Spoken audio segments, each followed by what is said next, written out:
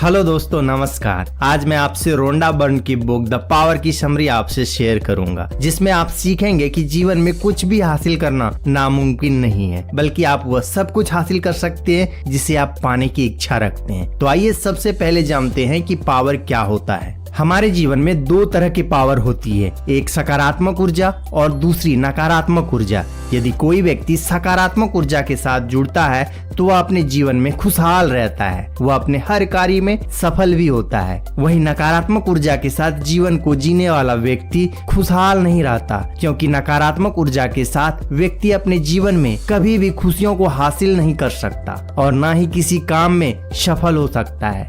अपने जीवन में प्यार के रास्ते पर चलकर आप जो कुछ भी पाना चाहते हैं वह पा सकते हैं। अपने कामों से प्यार केवल सकारात्मक ऊर्जा रखने वाला ही व्यक्ति कर सकता है। प्यार के बिना इस दुनिया में कुछ भी पाना असंभव है। आप इन बातों को अगर ध्यान से समझेंगे तो आपको पता चलेगा रोंडा बर्न की बुक में बताई गई यह बात बिल्कुल सच है। चलिए आप बात करते हैं भावनाओं की शक्ति के बारे में। द पावर ऑफ फीलिंग ऐसी शक्ति है जिसके माध्यम से आप अच्छा सोचते हैं तो आपके साथ अच्छा ही होता है। जैसा आप महसूस करते हैं आपकी जिंदगी वैसी बन जाती है। जब आप अपने जीवन में अच्छी सोच रखेंगे, यानी कि सकारात्मक सोच रखेंगे, तो आप अपने जीवन में सकारात्मक रिजल्ट हासिल कर सकेंगे। इंसान अपने जीवन में जैसी भावना को रखता है वह वैसा ही बन जाता है। यदि आप बुरा सोचेंगे या आपके जीवन में प्यार की कमी है तो आपके साथ बुरा ही होता है। यदि आप अपने जीवन से प्यार करते हैं तो आपके अंदर हमेशा अच्छे फीलिंग्स मौजूद रहते हैं, जिससे आपके साथ हमेशा अच्छा होता है। ऐसे में आप अपने जीवन को पॉजिटिव फीलिंग्स दें, जिससे आपके जीवन में अच्छे बदलाव हो, आपका जीवन बेहतर हो। इसके लिए सबसे पहले आपको हमेशा खुश रहना होगा। फिर आप अपने जीवन में जो भी चीज पाने की इच्छा रखते हैं उसे आप हासिल कर लेंगे। रोंडा बर्न अपने बुक में कहती हैं, क्रोध, चिंता, कंफ्यूजन, दूसरों से जलन रखना, डिप्रेशन में रहना, ये सारी चीजें नेगेटिव फीलिंग्स है। इसलिए जितना जल्द हो सके इनका त्याग कर दें, अपने अंदर पॉजिटिव फीलिंग्स लाएं और जीवन में खुशी रहें। नेक्स्ट, शक्ति की कुंजी। पावर की पहली कुंजी प्यार होता है। यदि आप इस पावर का इस्तेमाल करना चाहते हैं तो खुद के जीवन से प्यार करना होगा। आपको जिससे भी प्यार हो उसे तलाशने की कोशिश कीजिए, उसे समझिए, उसे ढूंढिए और आपको जिससे प्यार हो उसके बारे में हमेशा बातें कीजिए। इससे आपको अपने जीवन में कई पॉसिबिलिटीज दिखाई देने लगेगी और आप जो पाना चाहते हैं उससे कहीं ज्यादा अपने जीवन में हासिल कर सकेंगे। पावर की दूसरी कुंजी है एहसानमंद महसूस करना। ऐसे में आप किसी दूसरे के लिए एहसानमंद महसूस करते हैं तो इससे दुनिया में पॉजिटिव वाइब्स फैलती है और लोगों को अपने विचार एवं कर्मों से अपनी तरफ आकर्षित करते हैं।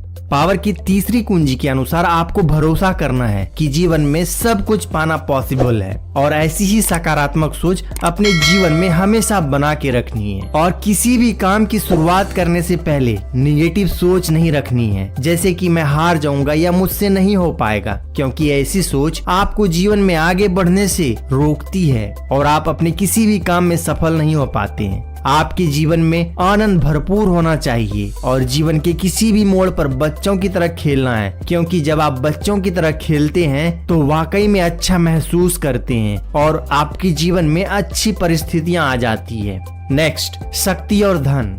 अगर कोई व्यक्ति अमीर बनना चाहता है तो उसे अपने काम से प्यार करना चाहिए, पैसे की कदर करनी चाहिए और पैसे कैसे कमाए जाए इसके बारे में सोचना चाहिए। अमीर लोग इसलिए अमीर नहीं होते कि वह दिन रात काम करते हैं, बल्कि वह लोग अमीर इसलिए होते हैं क्योंकि वह अपने पैसे का नुकसान नहीं करते। अमीर लोग प्यार और पैसे दोनों का कदर करना जानते हैं, इसीलिए उनके पास हर दिन संपत्ति बढ़ती है। पैसा कमाना या उसके बारे में सोचना ये कोई बुरी बात नहीं है, ये इंसान होने की निशानी है।